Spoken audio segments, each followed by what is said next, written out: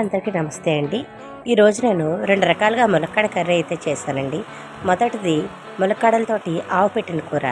ఈ కూర అనేది చాలా సాంప్రదాయబద్ధమైన కూర అండి.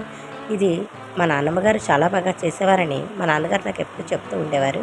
ఈ కర్రీని అయితే నేను ఈరోజు ప్రిపేర్ చేశానండి. పాన్ తీసుకొని అందులో 2 చెంచాల పప్పు నూనె వేసుకొని దానిలో మినపప్పు, ఆవాలు, ఎండుమిరపకాయ, కరివేపాకు పోపు పెట్టుకుని చక్కటి లేత ములక్కాడలు వేసుకొని బాగా వేయించాలండి. వేయించిన తర్వాత దీని మీద ఒక కంచం పెట్టి ఆ కంచం మీద నీళ్లు పోసుకొని బాగా ములక్కాడల్ని మగ్గనివ్వాలండి. మగ్గిన తర్వాత ములక్కాడల్ని దీనికోసం మనము ఆల్రెడీ ఒక ముద్దని ప్రిపేర్ చేసుకోవాలండి. ఈ ముద్ద కోసము ఆవాలు, బియ్యము, నువ్వుపప్పు నానబెట్టుకోవాలండి.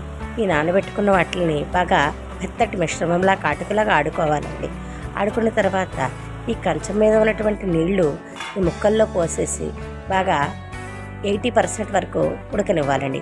ఉడికిన తర్వాత మనం బాగా మెత్తగా ఆడుకునేటువంటి ఈ మిశ్రమాన్ని ఈ యొక్క కూరలో వేయాలండి. ఈ మిశ్రమాన్ని కూరలో వేసిన తర్వాత మనము ఎక్కువ కలుపుతూనే ఉండాలండి. ఎందుకంటే బియ్యం కూడా వేసాం కాబట్టి అది అడుగుపట్టే అవకాశం ఉంటుందన్నమాట. ఈ బాగా కలుపుతూ ఉన్న మిశ్రమాన్ని బాగా చిక్కగా అయ్యే వరకు ఉంచి పక్క పొయ్యి మీద షిఫ్ట్ చేసుకోవాలండి. ఎందుకంటే రెండో రకమైన ములక్కాడ కర్రీ కూడా ఇప్పుడే చేసేస్తున్నాం కదా మనం.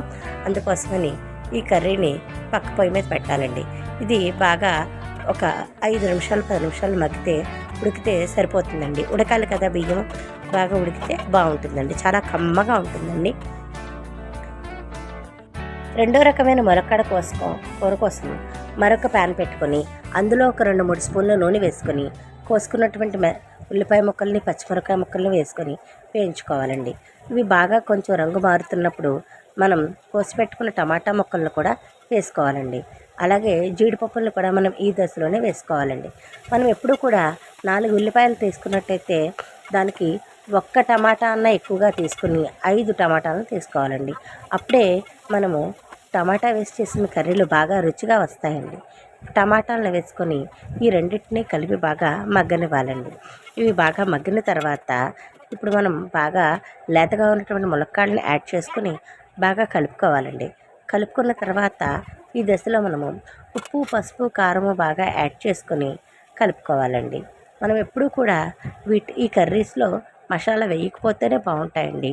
టమాటా కర్రీ ఫ్లేవర్ తెలియాలి అంటే మనము ఎటువంటి మసాలాలు యాడ్ చేయకూడదండి. ఆల్రెడీ మనకి కారంలోనే కాస్త మసాలా ఉంటుంది కదా. ఇప్పుడు ఈ రుచి అనేది చాలా బాగుంటుంది అన్నమాట. బాగా కలిపి కొన్ని నీళ్లు పోసుకొని మూత పెట్టుకుంటే 10 నిమిషాల్లో మనకి ఎంతో రుచికరమైన ములక్కాడ టమాటా కర్రీ రెడీ అయిపోతుందండి. ఆల్రెడీ ములక్కాడలు ఆవాలతో పెట్టిన కర్రీ రెడీ అయిపోయింది కదా. మీ రెసిపీస్ నచ్చితే లైక్ చేయండి, నా ఛానల్ని సబ్స్క్రైబ్ చేయండి.